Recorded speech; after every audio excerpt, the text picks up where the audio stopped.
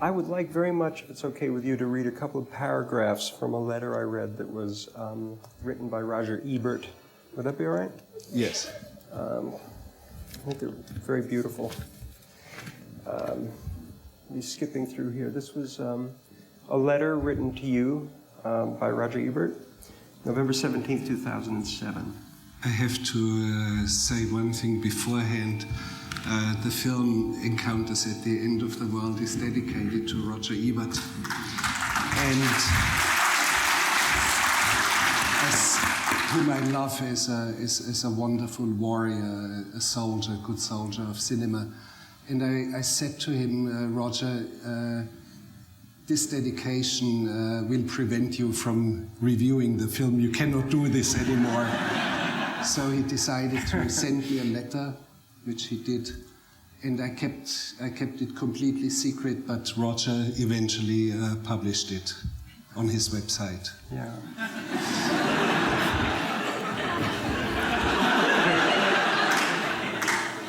It's a very beautiful letter, so I'm glad he did, and that's where I discovered it. Incidentally, I mentioned it briefly when we met each other earlier tonight, but I really feel compelled to say it again. I saw your new film, Encounters at the End of the World, last night on the big screen up at the Jacob Burns Film Center, and it's such a thrill to be seated here with you because you've made yet another brilliant masterpiece. Congratulations, it's so extraordinary.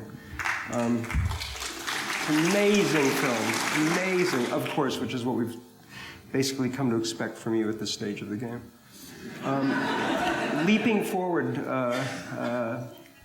he says, Dear Werner, without ever making a movie for solely commercial reasons, without ever having a dependable source of financing, without the attention of the studios and the oligarchies that decide what may be filmed and shown, you have directed at least 55 films or television productions, and we will not count the operas.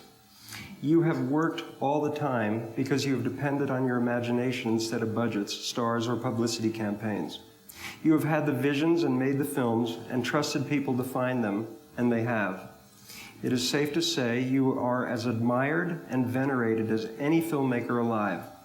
Among those who have heard of you, of course, those who do not know your work and the work of your comrades in the independent film world are missing experiences that might shake and inspire them.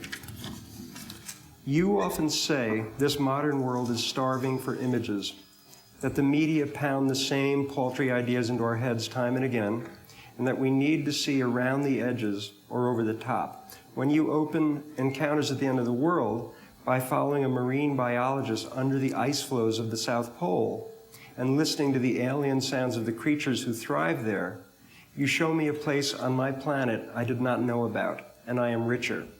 You are the most curious of men. You are like the storytellers of old, returning from far lands with spellbinding tales.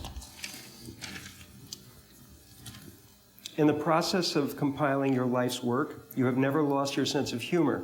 Your narrations are central to the appeal of your documentaries, and your wonder at human nature is central to your fiction. In one scene, you can foresee the end of life on Earth, and in another, show us country musicians picking their guitars and banjos on the roof of a hut at the South Pole. You did not go to Antarctica, you assure us at the outset, to film cute penguins. But you did film one cute penguin, a penguin that was disoriented and was steadfastly walking in precisely the wrong direction, into an ice vastness the size of Texas. Quote, and if you turn him around in the right direction, you say, he will turn himself around and keep going in the wrong direction until he starves and dies. The sight of that penguin waddling optimistically towards his doom would be heartbreaking, except that he is so sure he is correct. But I have started to wander off like the penguin, my friend. I have started out to praise your work and have ended by describing it. Maybe it is the same thing. You and your work are unique and invaluable, and you ennoble the cinema when so many debase it. You have the audacity to believe that if you make a film about anything that interests you, it will interest us as well. And you have proven it. With admiration, Roger. Isn't that beautiful? Yeah.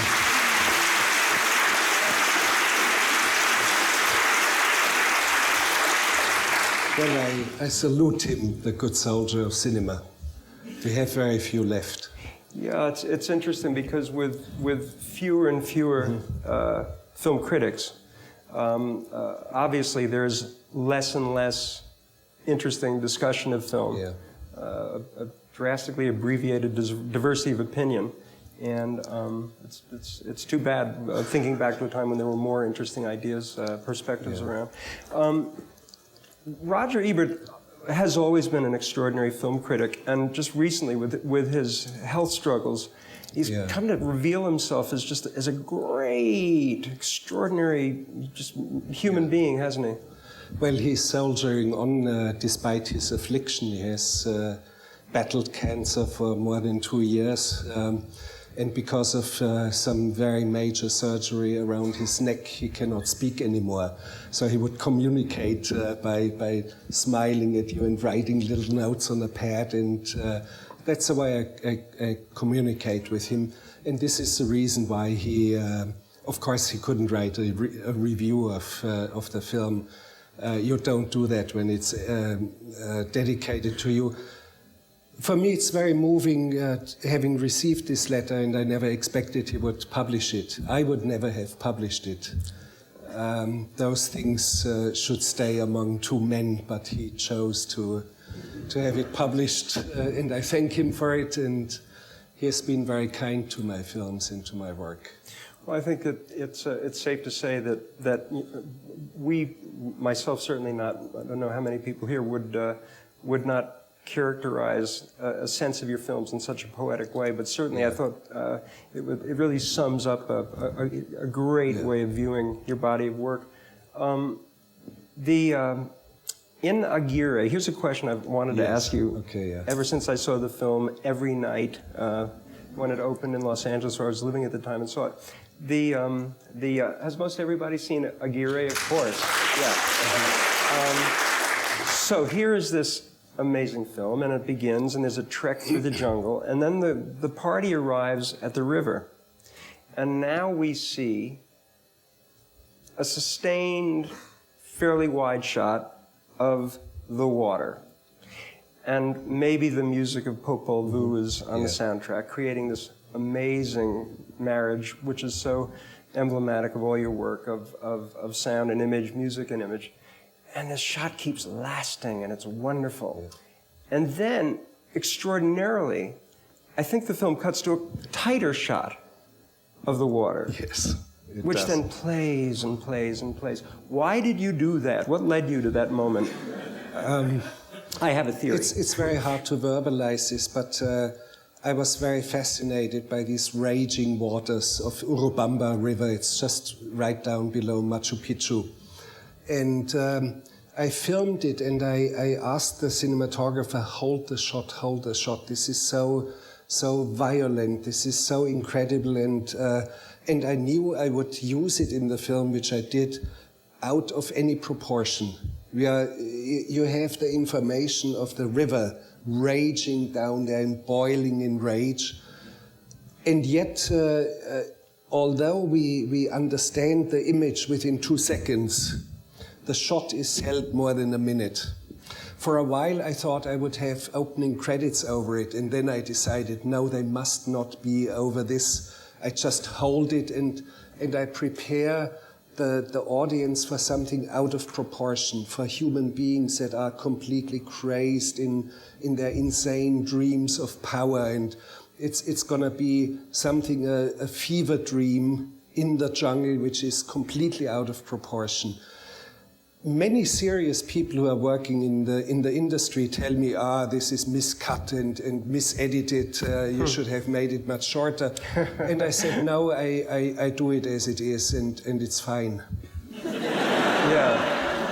Yeah, you know, first I was trying to, and I love that explanation, and at first I was trying to understand why this moment of cinema moved me so much and had such a, really within the context of watching film, such a profound impact on me, and why I loved that it kept going on, even though I didn't exactly understand why that was. And I eventually moved from that I noticed that I started trying to hold shots longer and longer in my own work and never achieving this kind of magic. But I then moved to trying to figure, well, why did the filmmaker, why did Herzog do this?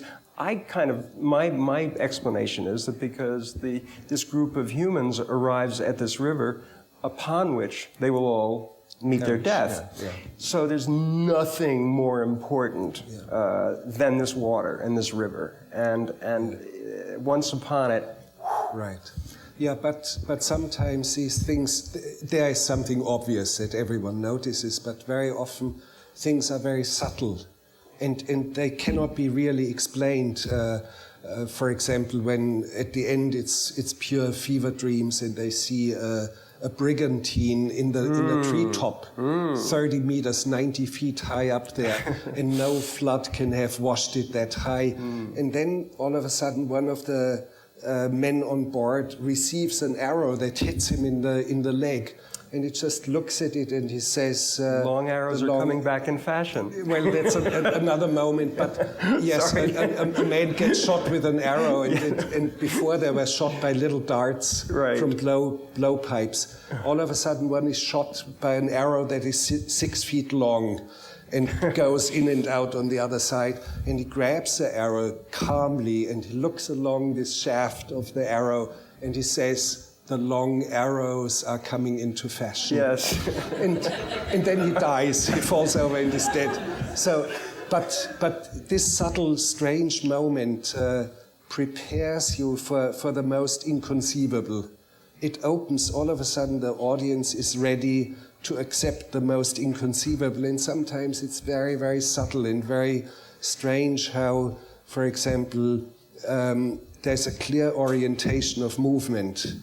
You have the feeling, yes, they are moving towards El Dorado, but somehow imperceptibly we lose orientation and they lose orientation.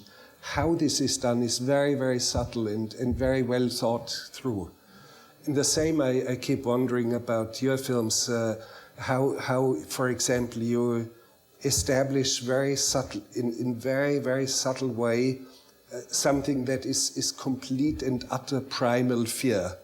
I've never been scared so deeply, like, for example, in The Silence of the Lambs. I've never been scared as this, and you can't scare me easily.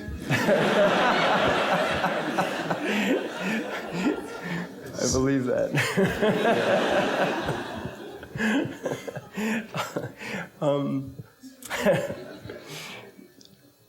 I can't respond to that. No, but, well, I give the answer instead of you. We are Thank you. Yeah. We are just professional men who know how to handle cinema.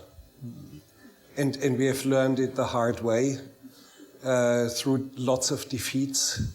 And that's what made us into what we are. I'm a result of defeats. Thank you. I loved Rescue Dawn. I had read, I hope lots of people saw that one. There was that article in New Yorker, yes. Which you must have read at some point. I have, and it sort of, I think the article, I devoured that article, and I wanted to enlist other filmmakers and Herzog fans to get on planes and go beat everybody up that was giving you a hard time. And I think that the writer really wanted to permeate the piece with a sense of doom for the film, that it was sort of destined somehow to fail, given the kind of obstacles that you were faced with.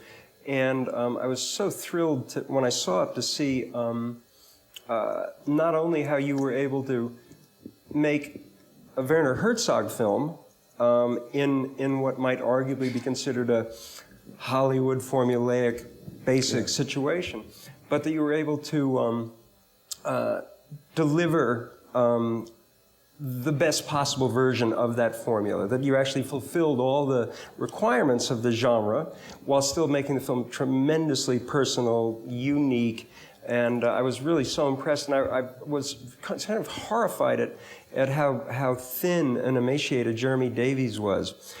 And I wondered if is that something that you could talk about a little bit? Yes, well, Jeremy Davies is fairly thin most of the time, but I kept wondering when he arrived, he hoisted a couple of very heavy overseas trunks with him, and we found out it was all full with bottled Evian water, which you could buy right next to the hotel in a little store. And I said, Jeremy, my God, what is this? Yeah, he wanted to feed himself only on water. Mm-hmm. And I tried to persuade him to eat once in a while, which he eventually did, but it's just amazing, his dedication. And of course, when you are speaking about the witness, a journalist who was there from the New Yorker, very keen observer, what he did not figure out is, he was there in the very early phase when things were not that bad yet, but he couldn't figure out that I had to keep the film, like many others, out of all the turmoil and out of all the ugliness, and maintain its integrity. And that was the hardest thing in Rescue Dawn, and I'm proud that I was able to really maintain the integrity of the film. You certainly did, and the Steve Zahn, who I've always liked very, very, very, very much. It was fantastic seeing him. It's to me, it was an unlikely match in a way, because the kind of films that Steve has done thus far. Yeah, he's known as a funny sidekick in Eddie Murphy movies. However, there are some very early films with Steve Zahn in it, where he has a vulnerability and something. When I see him, I always have the feeling it's a man who should hug and protect and help him along, and he's wonderful in his performance, and I think it's a great achievement of Steve to morph himself into this part and do something that nobody expected from him. Yeah, definitely. And by the way, Jeremy Davies is someone I've noted him. I think in Solaris, I think, was the first time I noticed him. I thought, what a really splendid, different, stylistically very different American actor he was. No, he's a unique, very, very significant talent on screen anywhere in the world. There's very, very few actors of his caliber. And of course, Christian Bale, I had the privilege to work with the best. And I really, really enjoyed it. Yeah. Werner, you were born in Germany. Yeah, in Bavaria. In Bavaria. Yeah, which I would like to. Okay. I'd like to make that distinction. That's fair enough. Is that Munich? A Scotsman would not agree easily that he was British. I don't like the Germans. So.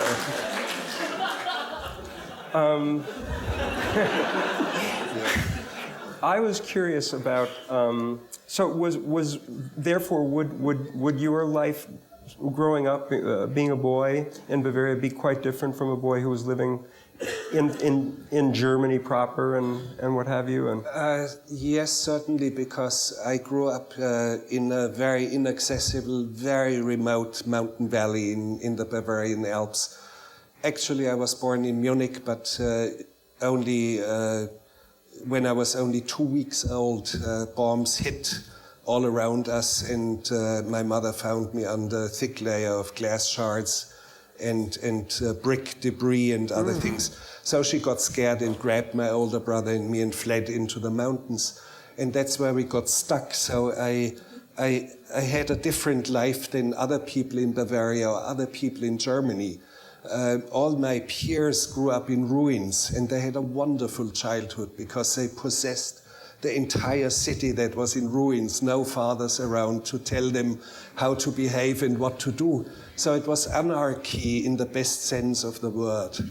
And of course, I grew up in some sort of anarchy and without any knowledge of the world outside.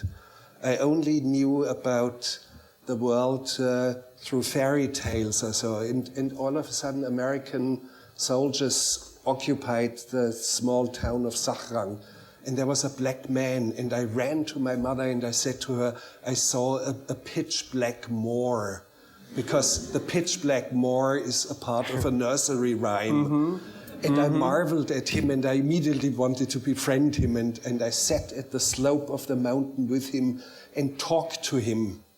And he gave me a chewing gum, which I kept for a year, chewing on it and hiding it away from my older brother. And my mother said, you kept talking to him for 3 hours now. In which language did you speak to him? I said, in American. So, and it was, since then I marvel and I have the warmest feelings about African Americans. What a wonderful warmth this man had, and the voice was incredible, and he loved me and gave me a chewing gum. It's a fantastic... And of course we had no toys, we had no tools, we had to invent our own toys. And in a way later I had the feeling I was inventing cinema myself, because I had not seen films until I was 11. I didn't even know they existed. And I have to add, I do that often, but I have to add it for the fun of you, I made my first phone call when I was 17. So, but I made my first film when I was 19. And I was in a way in a situation where, without much knowledge of cinema at all, I started to develop projects, and I started to become a filmmaker, and I became a filmmaker the day I was thrown out again from an office of some producers who laughed at me because I was still very tiny. And I decided to become, to make my own money and become my own producer, and I worked the night shift as a welder for the last 2.5 years in high school. And of course then I had money and I stole a camera and I bought some raw stock and I made films. And I'm still doing it somehow. Your pictures are so utterly unique. It's impossible to perceive what any kind of influence an outsider might go, okay, now I'm going to look at these films of Werner Herzog, and I'm going to kind of figure out what influenced him, and it's impossible. Do you think, were you influenced by any films in particular, or? Not really. No, I couldn't really recall. Maybe Dr. Fu Manchu, where I discovered that they recycled one shot 10 minutes later, and I was the only one who saw that. And I started to look with different eyes, but probably it's more music that had a deep impact on what I'm doing, or literature. And Encounters at the End of the World is very much influenced, as strange as it may sound, I read again Virgil's Georgics. I hated school and I had to learn Latin and ancient Greek and dismissed it, and now I'm glad that I did, and I have gone back into reading writers of antiquity. And in the Georgics of Virgil, it's so incredible how he describes agriculture and country life. And the most amazing of all is he names the glory of the country, and he names the glory of the beehive, and he names the glory of the plow going through the field, and the oxen moaning and grumbling, and he just names it. And I thought, when I went down to Antarctica, no idea what I was going to find, no idea what I was going to do.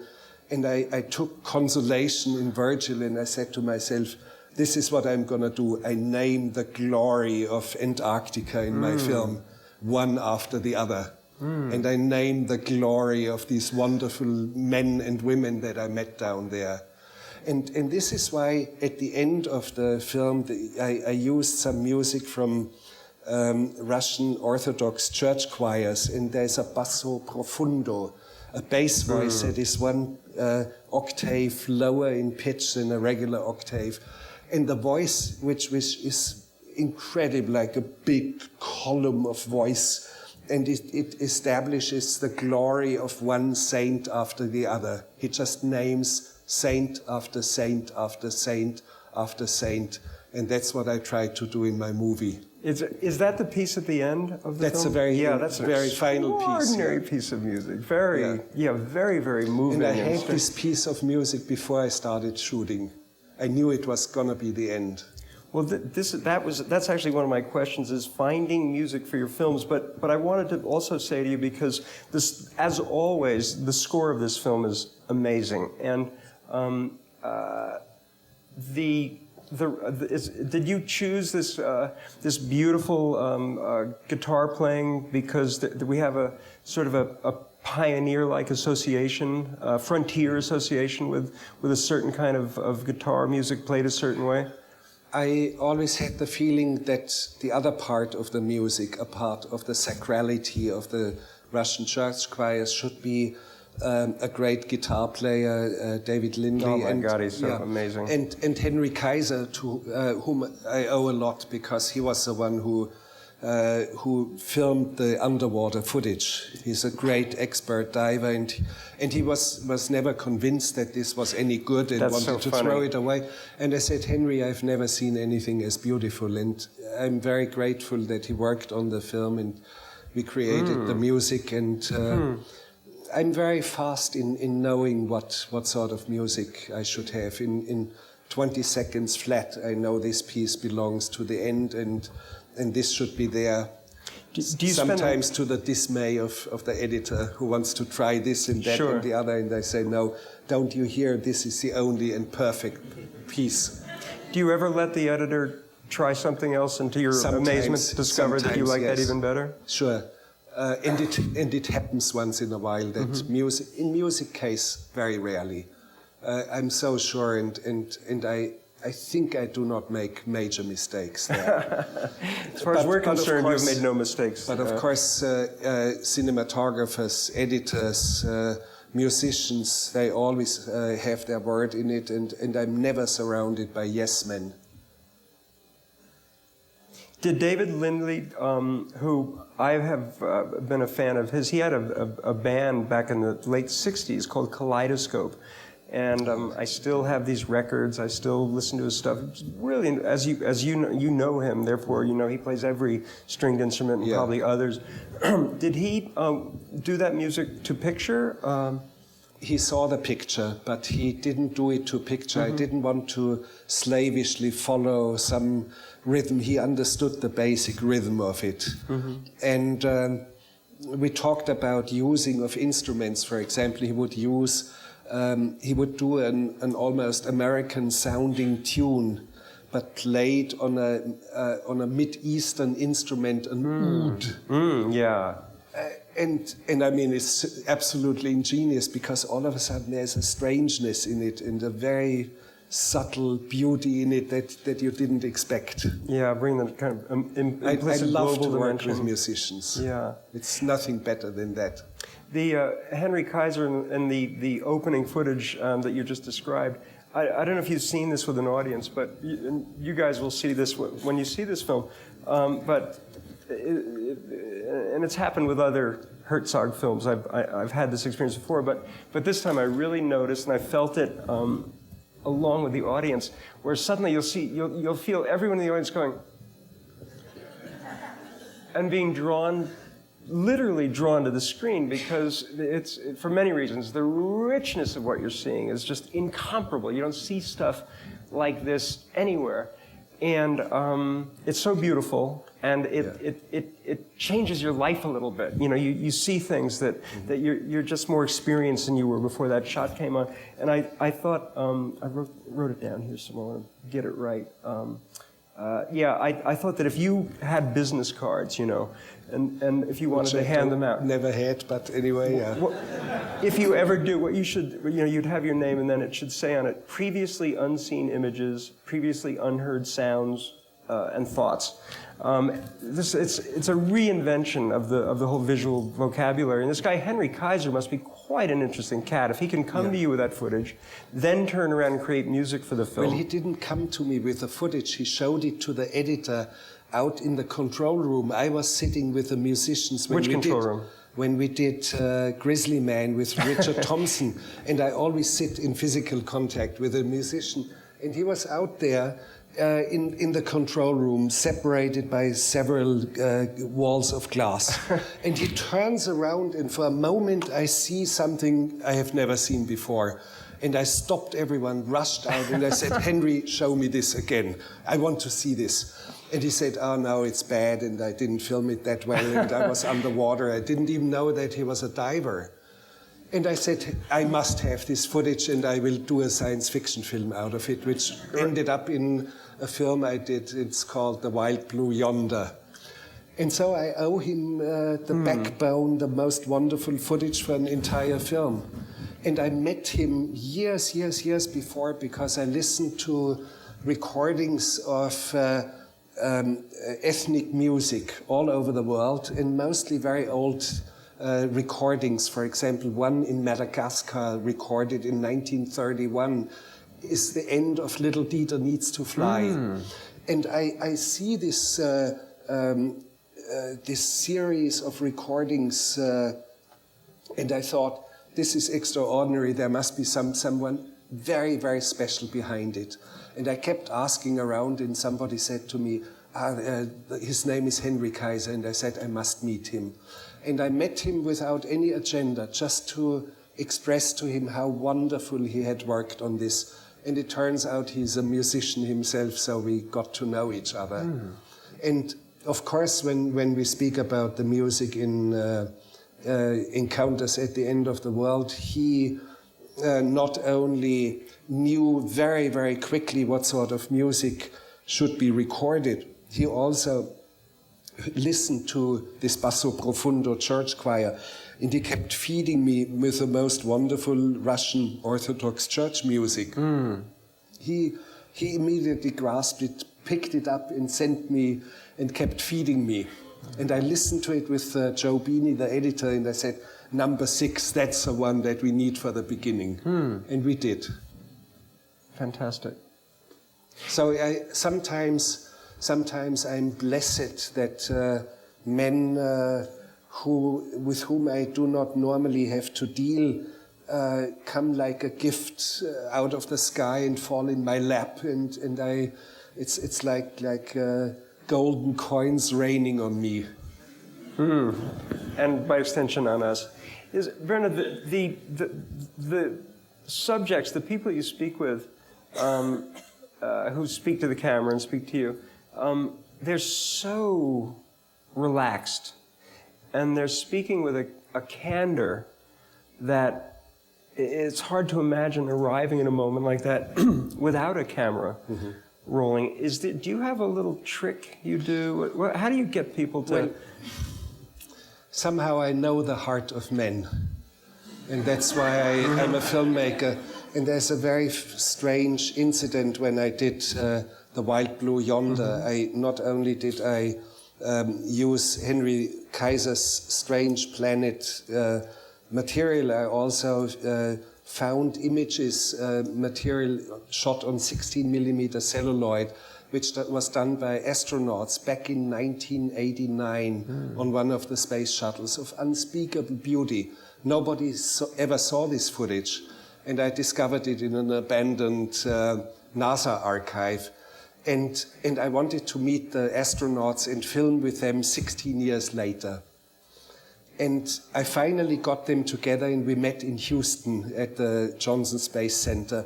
And there were these 5 or 6 chairs for them, 2 women and 3 men, 5 of them, and a chair for me. And I was introduced to them, and I stood there, and I didn't know what to say now. My heart somehow sank, and I looked from face to face. And then I had some sort of a glorious moment of intuition. And I said to them, I grew up as a boy, I grew up in Bavaria in the mountains, and I was looking after cows, and as a boy I learned how to milk cows. From that time on, I can tell from a face who is able to milk a cow. And I said, you, sir, you can milk the cows. He said, yeah. He truly looked like a man, like a good farm boy who knew how to milk a cow. And I did the right thing. And from that moment, the ice was broken. After 3 sentences, the ice was broken, and we were in business. Or for example, in Encounters at the End of the World, I spoke very briefly to this man, David Pacheco, the journeyman plumber. Yeah. And he was kind of reluctant to even listen to me, and he had to go back to work right away. I met him 5 minutes. And then instead of shaking his hand, I turned to the side and showed my elbow, and he turns around and elbows me. And we were in business. See? Or for example, the man who has studied these gigantic icebergs. An iceberg, he was on an iceberg that is larger than the country that built the Titanic, larger than Northern Ireland, larger than Lebanon, the country of Lebanon.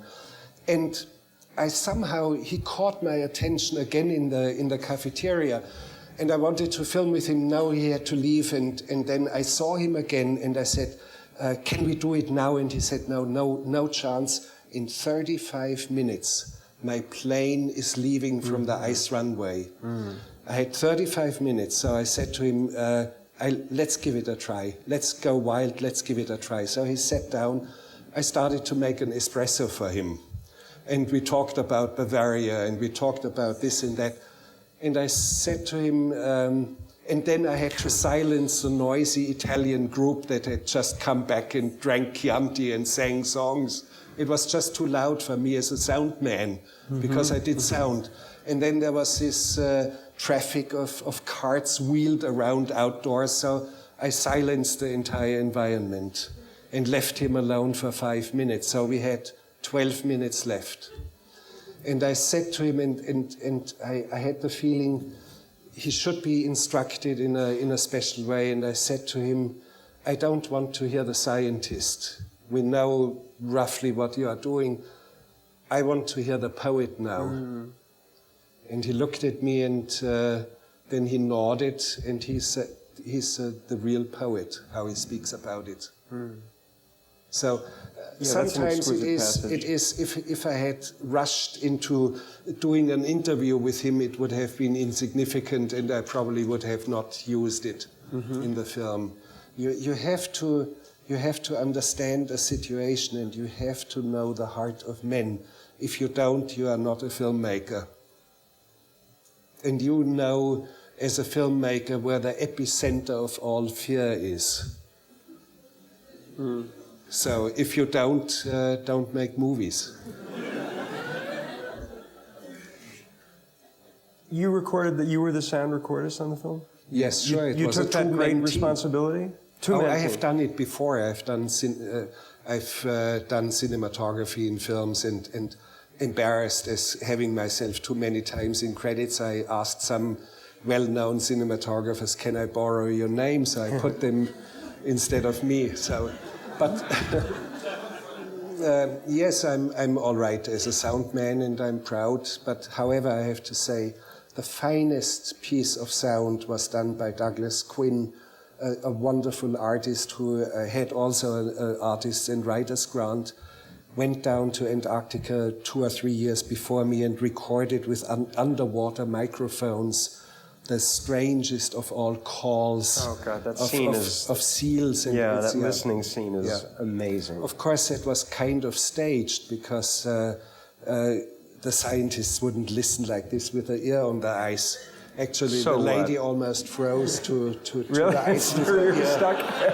and there's this one with his fuzzy white beard, and I gave him exactly the kind of position how he should look. So it's very precisely staged, but it's very moving, and it's just wonderful. It's a great scene. Yeah, and only because they are listening with this incredible intensity, we as an audience start to listen to it, and we listen to it in a way we have never listened to sound. So you stage the body language in a very precise, beautiful. I mean, millimeter by millimeter, exactly where the hands had to be, exactly how they would lean, how far he would come down to the ice. So it's very, very precisely staged. And in terms of the framing of the shot, the composition, were you as precise yourself, or do you trust the eye of is it Peter? Peter Zeitlinger, an Austrian. Magnificent cinematography. I did the last 14 films with him. Do you tell him exactly the composition you want, or do you want his composition? Not always. In case of how I was staging the three scientists who are listening, in that case I needed to balance the kind of frame myself in a way, but Peter is strong like an oxen. He used to be a hockey player for Spartak Prague, one of the best teams in Europe. Well, as a very young kid, but I love the confidence in his physical strength, and I love his feeling for rhythm. He stops me in the middle of shooting of something, let's say Rescue Dawn, and he takes down the camera and he says, "Werner, let's stop this. The scene has no rhythm." And it's the first time a cinematographer sees that and tells me. And of course he was right. So you weren't enraged when he said that? He was so right. I immediately sensed, yes, there was something not working. And I said, "Peter, what do we do? Number one, the scene doesn't work because the dialogue sounds like paper. It reads very well in the screenplay, but it sounds like paper. Let's have life in the dialogue." So it takes me 30 seconds and I write a new dialogue. And he suggests, how about swinging in with the camera a little bit earlier so that I pick up this decisive moment, and we do it again 1.5 minutes later, and it works. Fantastic. So I'm blessed with good people. So But I discovered him in a way also. in the like Columbus discovered America. Yeah, well, I discovered him as in a film that was really derided, an Austrian film by Ulrich Seidel, a very radical, very unusual filmmaker whom I like, and he got such bad reviews that I walked up into the best newspaper building in best newspaper in Austria, and I demanded that I write a review for the next film. So I did it. And I wrote a very good review, and at the end I wrote, the real discovery in this film is a young cinematographer, Peter Zeitlinger. And Peter was so stunned by it that he wrote me a letter and said, "I would love to work with you, maybe in 5, maybe in 10 years. 3 weeks later we were working together." Fantastic, beautiful. And just so I understand it, so sometimes you're quite happy to have his eye. Of course. And he's very comfortable if you say, I want you to do exactly this way, Peter. Then he's perfectly happy with that as well. Of course, yes. That's beautiful. It's always, if you do not understand how to collaborate, you will never get the real sense of movie making.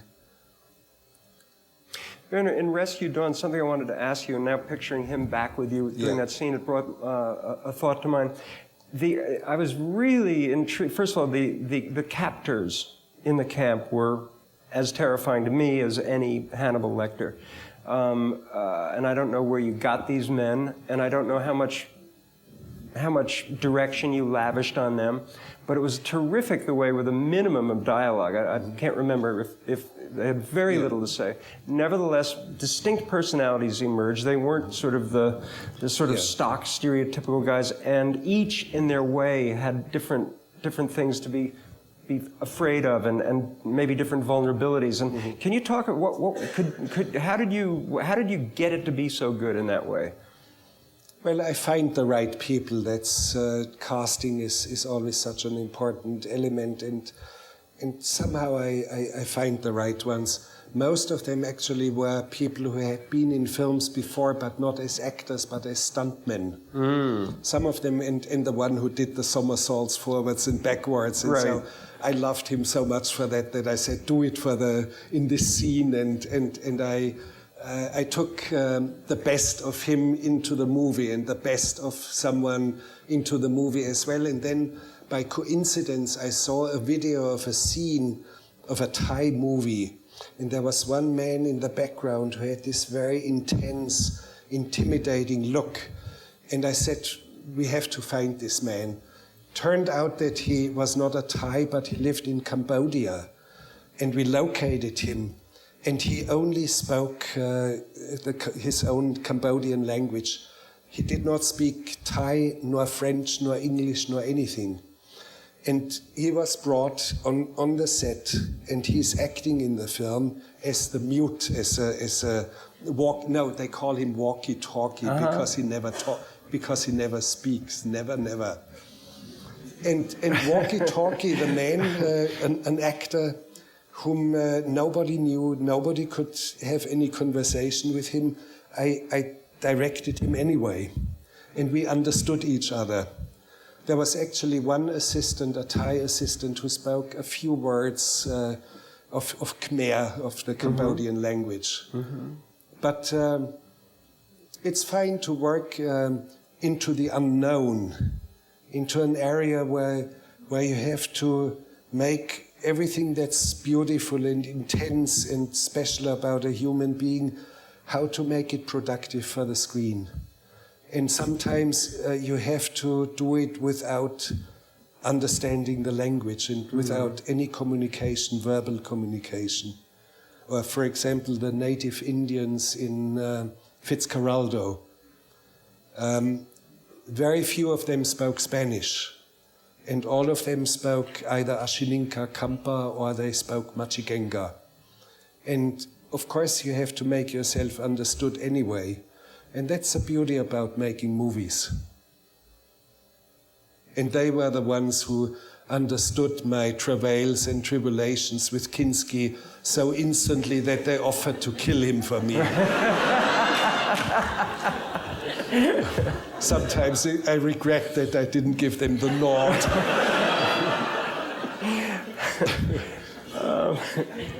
Which reminds me about Aguirre and a question. Popol Vuh, who was credited with the score of a number of your films around that period, I think.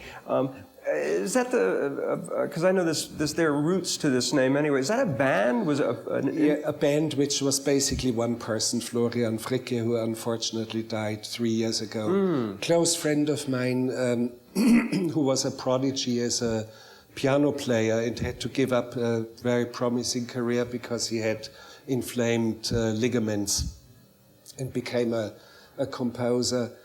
And he named his group, which was mostly him because he played many instruments parallel and recorded it on parallel tracks, and a few other musicians. He named it after the sacred text of the Kachikele Maya Indians, the Popol Vuh, the book of Buch des Gartes. Well, I can't translate it right now. And it's one of the very, very beautiful and important texts for me, and I gave it to him to read it.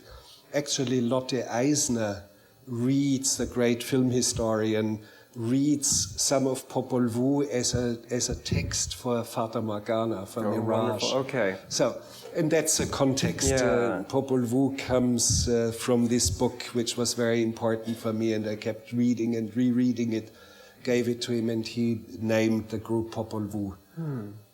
And we had a very, very fine rapport about music, and he was very important for me. Then later on, after about 10 or 12 years of collaboration, we slowly drifted apart because he was moving very much into a pseudo-culture of New Age, which I cannot stand at all. I still loved him, but I moved into some sort of a different direction, and the style of his music was more and more influenced by a babble of pseudo-philosophy.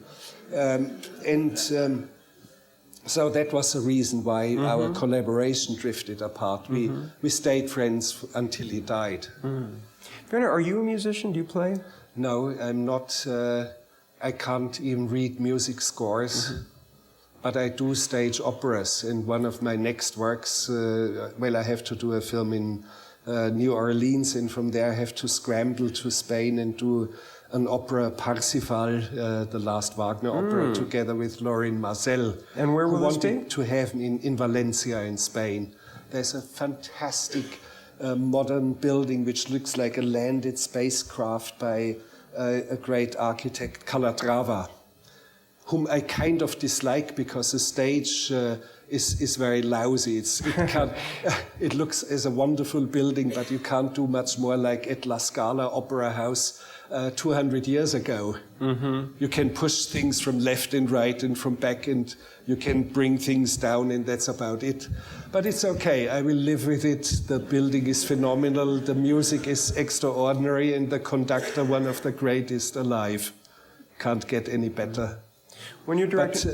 Sorry, I wanted to say I was somehow disconnected from music because a music teacher, when I was 13, forced me to sing in front of the whole class, just wanting to break my back, and I disconnected myself from music like an autist.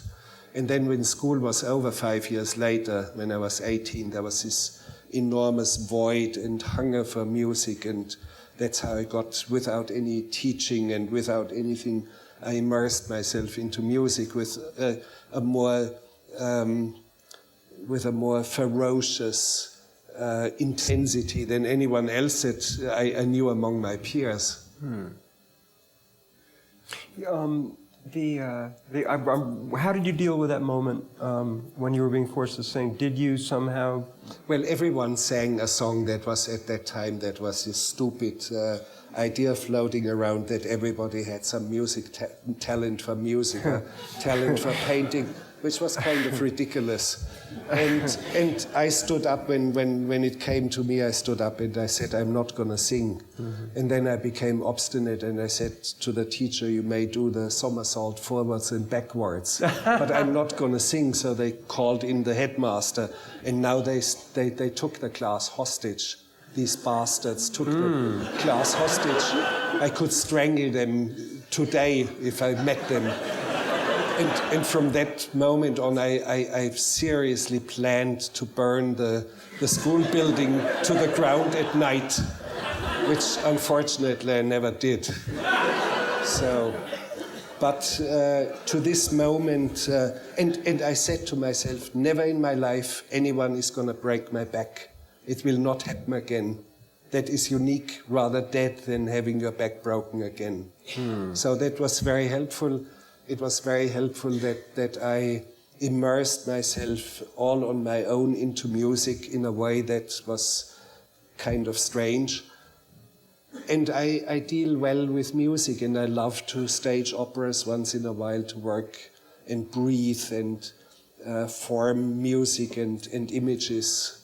It's wonderful, and I can't read music scores, and I have to tell the conductors, are you ready to take the insult that the director of the opera cannot read the score, but I can listen very well. I really listen well. Do you ever, when you're directing an opera, do you bring a camera with you to work at all? Never. It's such different worlds.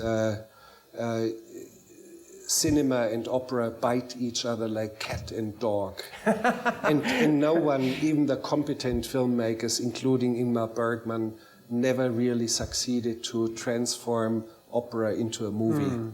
It just doesn't function for very fundamental reasons which we should not go into. But take my word. Yeah, we probably would want to hear that.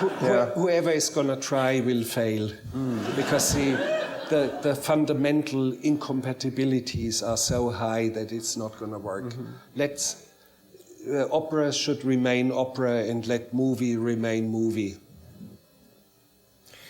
Werner, in America, your first films arrived more or less, I believe, at the same time as other films. And forgive me for saying from Germany and not saying from Bavaria, but and I think there was a sense that the great exciting thing that had happened in world cinema was the new German films and this remarkable what appeared to be synchronicity of suddenly here films by Werner Herzog and the Fassbinder films and Wim Wenders and Von Trotta and all this, the best films seem now suddenly to be coming from Germany. So there was, I think there was probably some branding that you were probably branded by being part of the new German cinema or something like that. Did you feel in any way any kind of affinity, even though there was no stylistic similarities with these other directors? And did you feel that you didn't like being labeled as part of a movement? Well, I was labeled, and you can't do anything against it, so I let it pass as it was.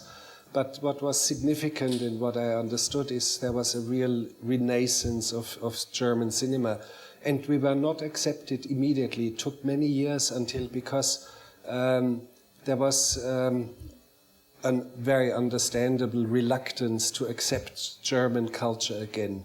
Germany had lapsed into the utmost, deepest abyss of barbarism in the Third Reich during the Nazi time. And all of a sudden, a new generation that grew up after the Nazi regime. We were old enough in the late 60s, mid-60s, late 60s to articulate ourselves. And a man like Fritz Lang could not believe that ever German cinema would emerge again. Lotte Eisner sent him a letter, and she said, "I saw Signs of Life." That was the first film that was shown here in New York, for example. She said to him, there's a film you must see. It's called Signs of Life by a young man. And Fritz Lang wrote back, "Lotte, it is not possible that there will be ever any decent movies out of Germany." And that was somehow the mood of the time. And it was more a question of perseverance, of continuing making films and bringing them to audiences. And within 7, 8, 10 years, the audiences here in America and in other countries started to accept us. During that period of time where you were sort of branded and faced with the same kind of hurdle to overcome, did you become well acquainted with Fassbinder and Wenders and people like that, or? Not very well acquainted, but Fassbinder liked me a lot and I liked him. And for example, when I went out to pre-production of Aguirre, The Wrath of God, I said to myself, I'm not going to go to a country like Peru and I'm not going to show up with empty hands. I brought 8 films with me, some of my own stuff, 3 films by Fassbinder. He didn't even know that. I grabbed some of his prints and showed it to students in Peru and learned about it. And when he met me a year later or so, we didn't know how to deal with each other. There was always a menacing group of leather-clad consorts of his who were suspicious about me because Fassbinder would grab me and hug me. And we had these kind of strange, fleeting hugs. But we really liked each other and we really respected each other as different as we were in lifestyle, in movie making, in everything. Wenders, yes, I always liked his films. Not all of them, but most of them. Same thing with Fassbinder. Sometimes I lost confidence and I thought 3 films sloppily made in a row, and all of a sudden he comes with a sensational movie. I mean, it's just staggering, and it took him 3 months to make 3-4 movies. Yeah. Schlöndorff has been a great defender of mine. He's a very dear friend of mine, a personal friend. We hardly ever talk about cinema. We speak to each other when we are in sorrow, when things do not go right in life, then we call each other and try to meet. Did Schlöndorff arrive a little or maybe years before you guys did with first films, but then get energized by what you were doing? No, not really. Well, I made films before Schlöndorff. I mean, featurettes. Back in 1961, 62. he came out with his first feature film, I believe in 1966, The Young Turles. Yeah. And I made my first feature film, long feature film, a year later, in 67. So we, although he's older than me, but we came out with our first films almost at the same time. And he's a very, very dear friend of mine. And under most vicious attack, I was labeled as a criminal who had put native Indians into prison, and so there was a lot of wild things going on in the world press. And he stood up, and I thought the man was going to die from a stroke because he was purple in his face and yelled at this bunch of journalists. And I do not forget things like that. Werner, are you familiar with YouTube? Not really, but I have eventually seen a little bit, maybe 4 or 5 things at YouTube. Are you on the computer? Do you have a... I use a computer, but mostly for communicating with my brother in Munich, and we are 9 hours apart because I live in Los Angeles. So email is very good, or writing a screenplay and sending it to a friend in Boston and asking him for corrections in my English grammar. I know it's lousy, but I need corrections, and he sends it back to me half a day later. So, but I'm not very much into YouTube and things like that. Although it's a wonderful instrument, and what we saw, the presentation of the website is absolutely formidable, because all of a sudden the web gains significant depth. You see, it was so shallow. Much of it is so shallow and so half-informed and so, and all of a sudden about movies, you just access this website and you will find you can branch out and you can go in very deep to deep bottoms of the unknown in cinema. So I salute the website. Yeah, definitely, definitely.